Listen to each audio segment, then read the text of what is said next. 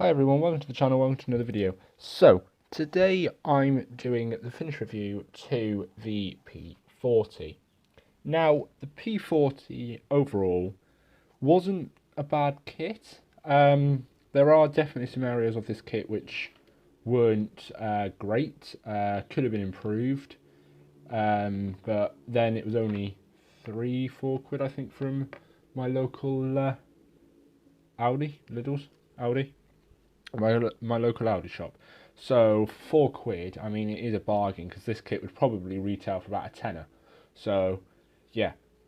Anyway, so if you've watched the last 4 videos to this channel, you'll know the last 3 have been speed builds. If you haven't watched them, do go watch them. They're on the top right now. So yeah, do please go check those out. Well, so that you know what's happening. You're up to speed, you're up to date, because I've speed built the kit, painted the kit, and decorated it on the last 3 videos, and the first one was in the inbox review. And now we've got the finished review of the last one in the series. So overall, this kit is nice. It's got a lot of detailing, and it's actually overall quite a good looking kit. However, the build itself wasn't too bad, apart from the cockpit in here. I'm not sure if you're going to be able to see it. The center console, so you might be able to see it. In there, that was the only bit of the kit which was probably poor fitting. Everything else just slotted, went together, and I didn't have any real fitting issues, which is actually quite surprising for a 1/72 World War One kit, because most of the time the wings do not like to sit on the bottom of the aircraft, so it must be a new moulded kit. So it looks well, apart from that side, but that was human error, not kit error. So yeah, the build itself wasn't bad, like I said. So if you are looking to get into the hobby, I would recommend this kit, or any 1/72 kits. The fit's not great on most of them, so I've actually got away with dodge the bullet, if you will. However, the paint is wrong. The interior says it's the same beige, so this colour beige here. Flip the aircraft around. So the sandy beige, not the dark beige, or the sandy, not the brown. When actual fact, if you go on to the internet, you see the cockpit's actually green, as you can see from the picture on screen now.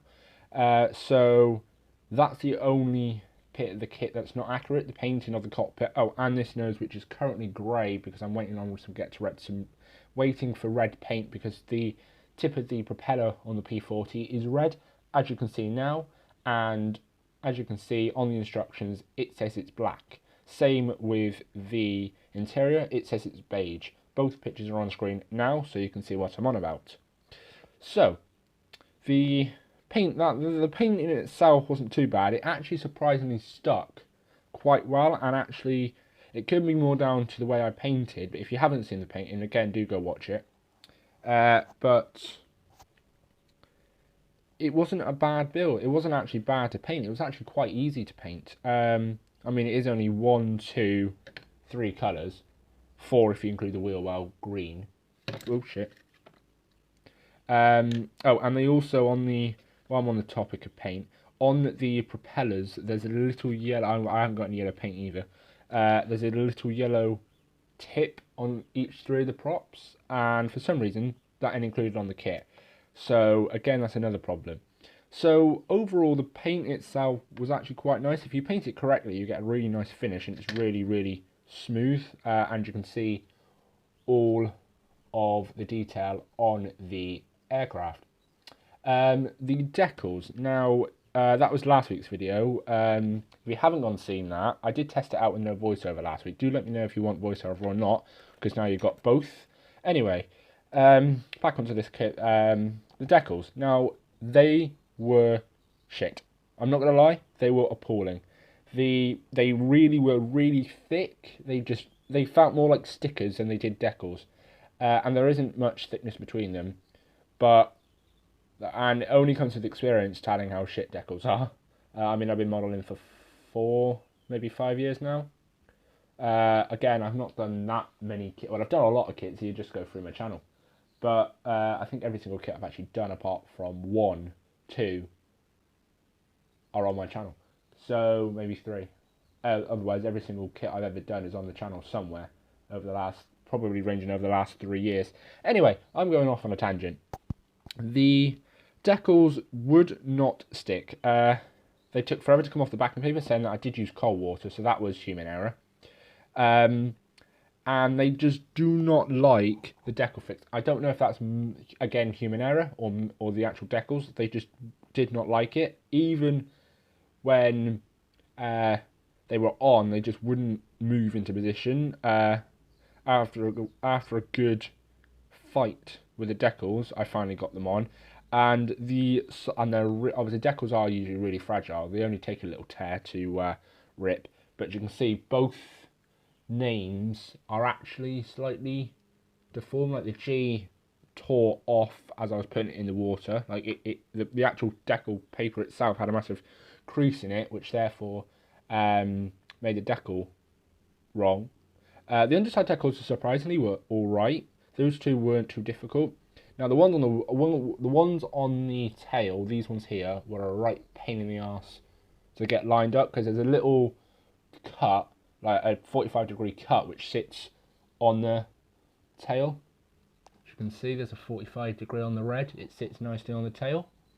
That's actually quite cool angle. And also, whilst I'm on the topic of pain in the ass decals, the eyes were a piece of cake. The mouth wasn't. To get the mouth lined up was a challenge, to say the least, because you've got it's carefully positioned to fit in between that and the front of the shell of the prop, and it wouldn't move with water. I mixed it with water and decal fix. Well, I decal fixed it afterwards. In case you're wondering what decal fix is, it's that which is what I spilt all over my desk last week. But anyway, they just wouldn't form. They just would not stay. So obviously, after the video was over, I spent probably a good half an hour aligning it and using some warm water to reactivate it, which actually is a lot harder than it sounds. But yeah, I think the only decent decal in the whole kit is the cockpit decal, which I don't think you can see. It's just there, if you can see it, just below there. Yeah, the paint, and also I'll go back on the topic of paint. The landing gear say on the instructions they're black, when actually in fact they're grey. I do know that because I've done some googling when I was painting the kit. And again, you got what the actual landing gear is, what the instructions say. So yeah, do go check them out. Or don't go check them out, they're on screen, sorry. But yeah, I think that is the kit. Overall, it's not a bad kit, but there are some aspects of this kit which I think could be better. Decals especially, but again, I think it's more human error. So on my behalf than the actual kit, although the 172 World War II planes have got a notorious reputation for being a pain in the arse. So again, it could be the kit, I'm not sure.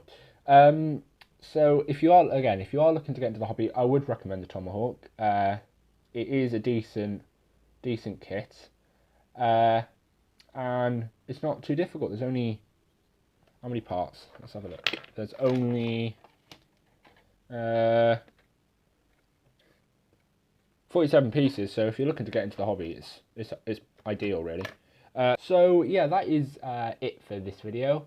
I hope you did enjoy. If you did, please like, subscribe, and stay tuned for more weekly Saturday midday content. But until next week, bye.